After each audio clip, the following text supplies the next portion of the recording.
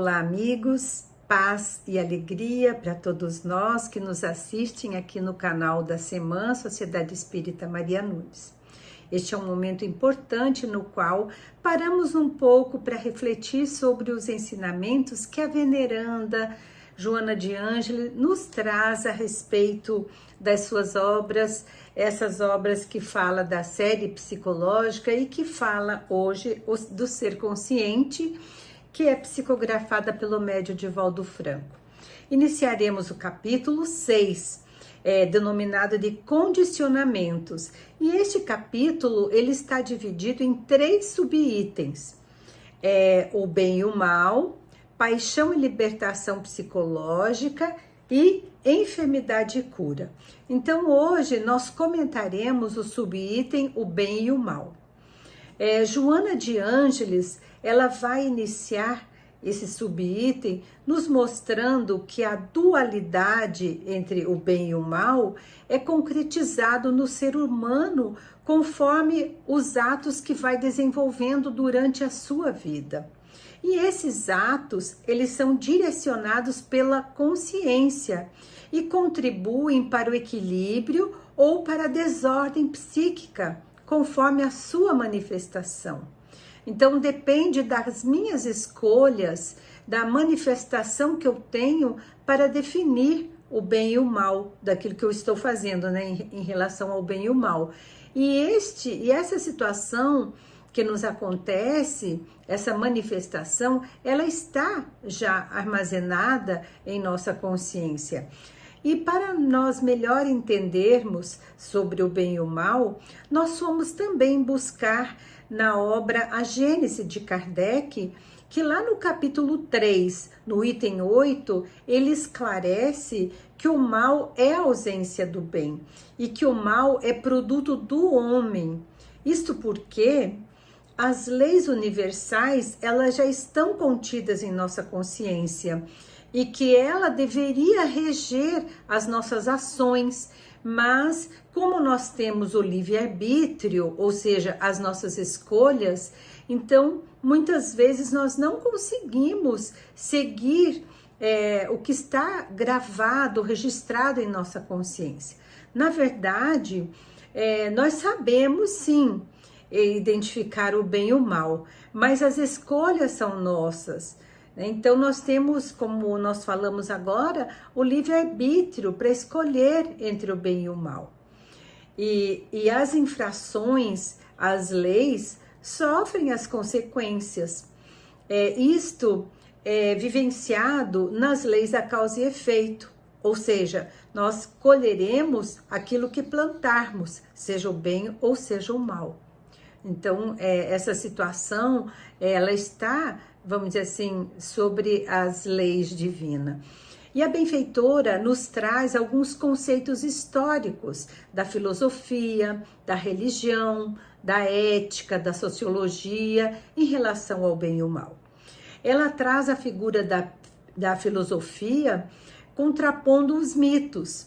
E os primeiros filósofos, como Pitágoras e Heráclitos, eles desenvolveram formas de identificar o princípio de tudo e de todas as coisas, que seria para eles verdade.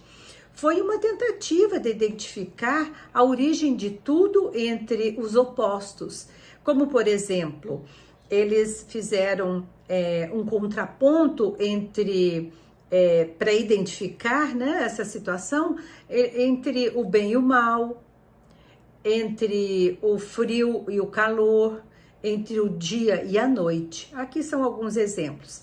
Então, por isso, essa dualidade, o bem e o mal, já está em nós e é chamado de intrapsíquico, o que significa que é aquilo que ocorre dentro de nós, dentro da nossa cognição, ou seja, do nosso conhecimento.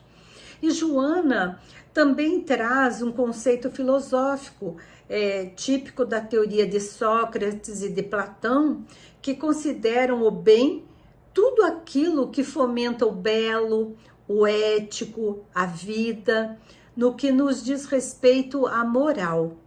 E o mal vem a ser aquilo que opõe ao edificante, ao harmônico, ao bem. Então, essas duas situações diversas que tanto Sócrates como Platão nos trazem a respeito dessa dualidade.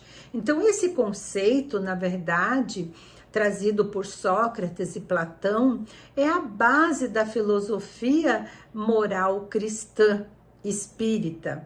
Inclusive, essa filosofia de Sócrates e de Platão está contida resumidamente na introdução do Evangelho segundo o Espiritismo. Então, esses ensinamentos da veneranda sobre a diferença entre o bem e o mal nos esclarece que o bem procede de Deus e o mal do livre-arbítrio do homem, que quando ele se afasta das leis divinas, acaba decidindo para a imperfeição, que de alguma forma essa imperfeição afasta-o do processo evolutivo, que na verdade nós sabemos que todos nós estamos aqui com o propósito de evoluir, de crescer, de se melhorar.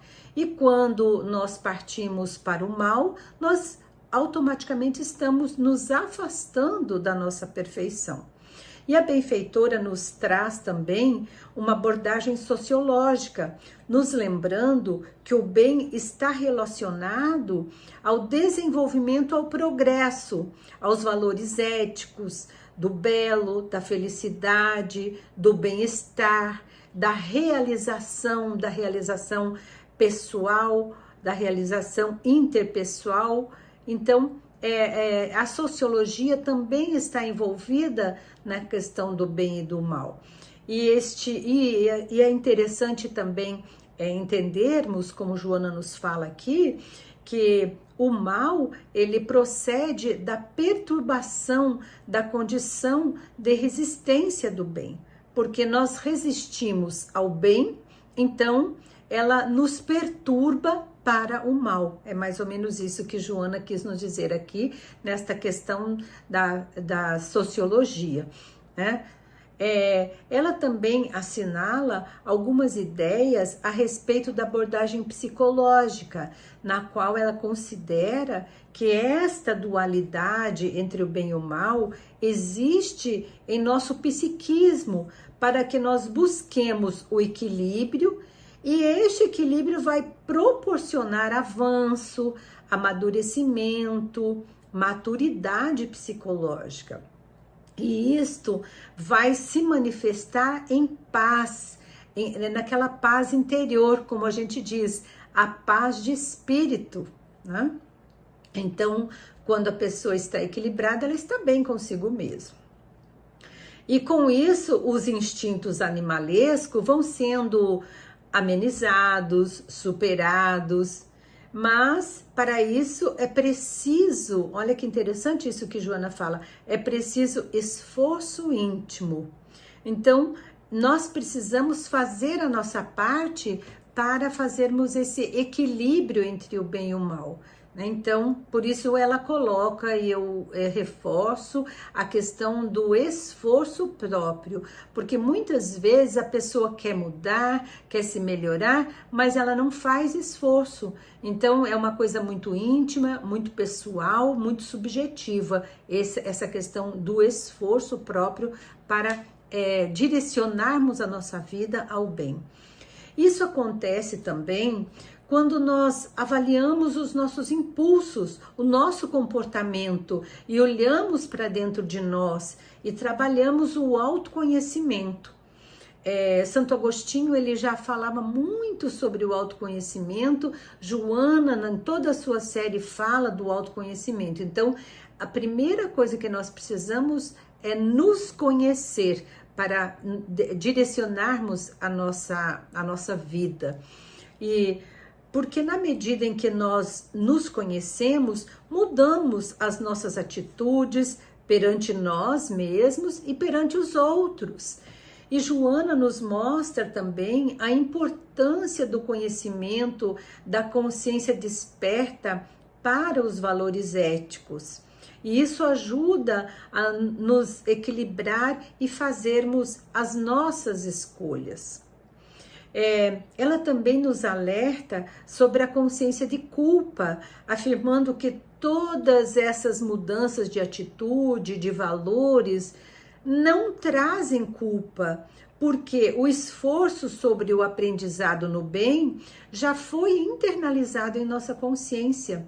Então, não há necessidade de estarmos preocupados com o que vamos fazer, o que deixamos de fazer, sobre o bem e o mal. Porque o que passou, passou. Então, o que está registrado na nossa consciência do amadurecimento, da maturidade, então, como diz o ditado, bola para frente, né? E ela também fala que é importante que todo o esforço e o conhecimento é ele que vai direcionar, vai despertar na consciência, mas ainda, um alerta que ela nos dá, mas que ainda é preciso vigilância entre o bem e o mal. Aí por que é preciso essa vigilância? E ela nos explica que nós não estamos livres de, às vezes, cairmos em tentações, voltarmos para alguma situação do mal, procurando justificativas, mesmo não sendo verdade.